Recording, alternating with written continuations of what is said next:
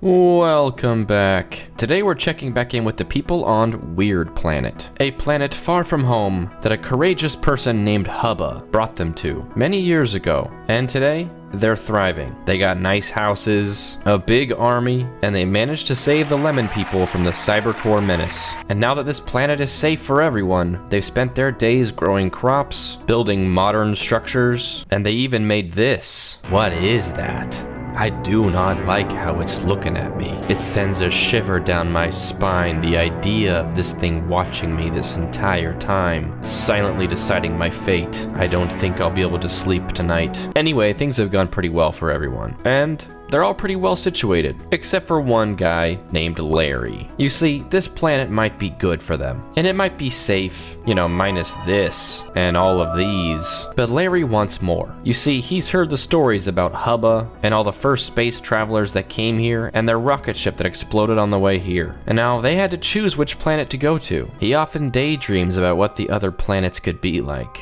I wonder what else is out there for us. But without a rocket ship, how could he ever get there? Anyway, in the meantime, he worked on the farm, and he hated it. Sure, growing the crops itself wasn't too bad, but he just hated how many worms were in the dirt. Ew, dude.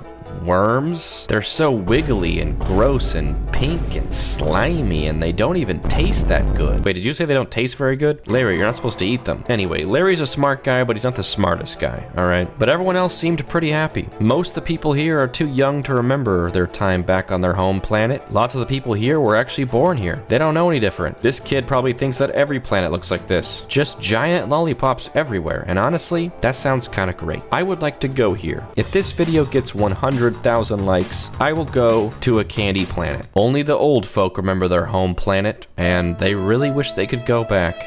It was such a peaceful place, until all the meteorites hit it, of course. In fact, they just don't stop hitting it. It's just really not a good place to live these days, let's just say that much. Anyway, Larry was always trying to think of a way to get to these other planets without a spaceship. But unfortunately, he was just a simple farmer who hated worms. Gosh, they're so slimy and gross and wiggly, and they talk too much. Wait a second, Larry. Do you mean to tell me that the worms can talk to you? Or that you talk to the worms? Yeah, can't everyone talk to worms? Larry, no. That's not a thing. I mean, maybe on this weird planet they can, but I'm pretty sure you're the only one talking to these worms, buddy. Larry's a little weird, but he's got heart. Alright, I mean, at least I think he does. Anyway, things were pretty uneventful until one fateful day. Larry was talking to the worms like he usually did at work, but this time he was talking to them about how he wishes he could go to the other planets. And they said something that changed the course of history. I mean, you could always try building a wormhole, the worms said to Larry. Larry was confused. He'd never heard of this before. What's a wormhole? He asked. It's like a portal between two places in space and time. Can't believe you've never heard of it. Yeah, no, I've definitely not heard about that. Yeah, pretty easy to make, you just need to have a lot of power. Something for Larry to think about for sure. He began getting to work. Larry went to the top scientists to tell them about his plan, and they did not take him seriously. Yeah, I don't know, man. Honestly, if you're gonna try to get from here to a different planet, I've got way better ideas than some sort of goofy, worm tunnel thing. Sounds like nonsense to me. Let me show you what I've been working on. I've been collecting bees for the last couple of years, and I think that if I can collect enough bees, we could make a bee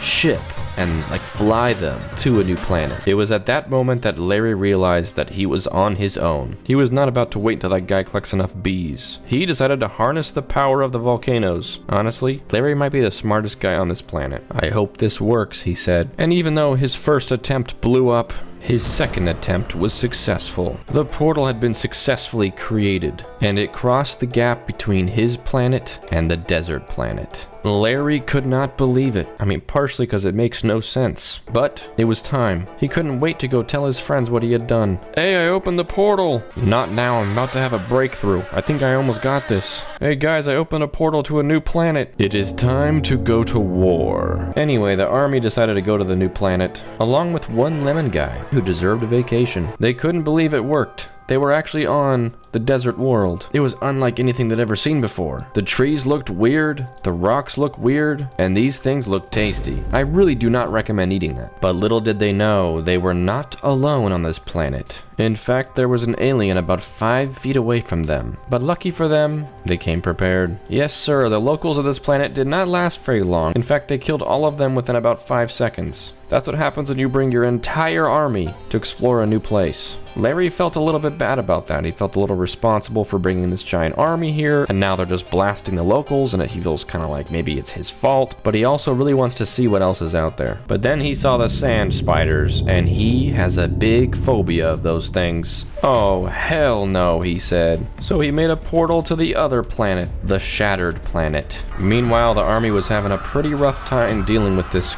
chaotic planet. It was not looking good for them. There were just too many spiders here. And also, did I mention giant sandworms? Yes, giant sandworms. But Larry had a good feeling about this crystal planet, you see. He'd been looking at it through a telescope for his whole life. But you know what he hadn't seen through his telescope? You know what this unsuspecting face hadn't looked close enough to see? Giant crystal man. And also scary flying sword. And weird flightless bird. So Larry went home and decided, you know what? Maybe my home planet isn't that bad. Maybe I miss my worm friends. Ah, it's good to be home. When he finally got home, he swore to never leave this planet again. He was happy here, after all. What a nice, wholesome lesson. Maybe it's okay to just be happy with what you have instead of thinking that there's something better out there. Unfortunately, Larry forgot to close the door behind him, and all the crystal men and crystal swords got through. And also this terrifying flightless bird. How dare he be disturbed and taken from his home? Surely he is here with violence in his heart, with only a desire to destroy this place and all of its people.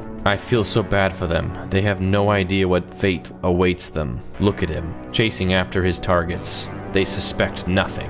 Will he rip them to shreds, or will he consume them alive? Oh, they killed him. Alright, the town is saved. They killed all the crystal people pretty quick too. Nice. I thought maybe since the army was busy getting obliterated over here, that they wouldn't have anyone left to defend, but actually it worked out pretty well. Alright, Larry, you know what to do. Seal up the portal, never to go back. This planet ain't that bad. He was actually happy to go to work the next day. Wait, what the sandworms came all the way over here? Oh gosh. You know what? Maybe you shouldn't have done any of this, Larry. You ever think about that? You got sandworms in your home now. Not to mention what your poor army is going through right now. It's an absolute disaster for them.